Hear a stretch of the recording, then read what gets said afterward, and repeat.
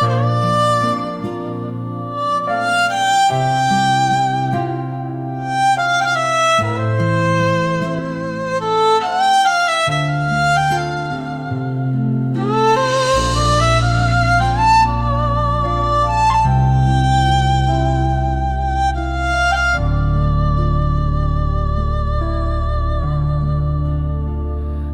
buồn tôi sống tôi qua như gió,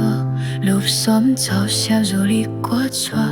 lúc đi thao mù rồi đi tinh thủ, thọ cho khó cố lúc xia mò hi, dù mơ cũ to có rõ cả,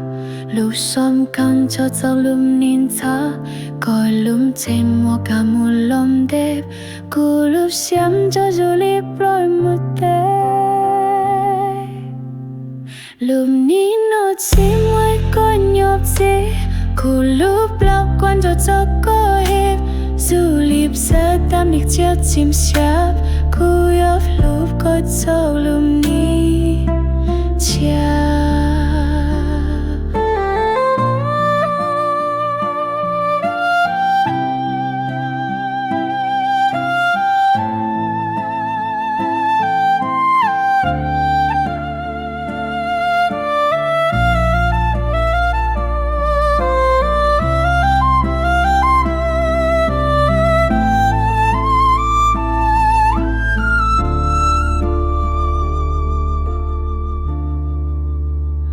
Lúc sốp sắc sống hương cao du lịch còn ngàn ra lúc si chẳng bê nhau ở cái xưa lúc bị ở linh gai trả cho lúc qua mùa dù lý cho em lo một chim màu chú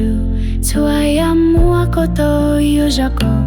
tạp si lúc nên cho bê nhau đi bao lúc xoắm còn cho cô lúc xiêm màu dù lý luôn biết tiếp ta mũi chỉ lo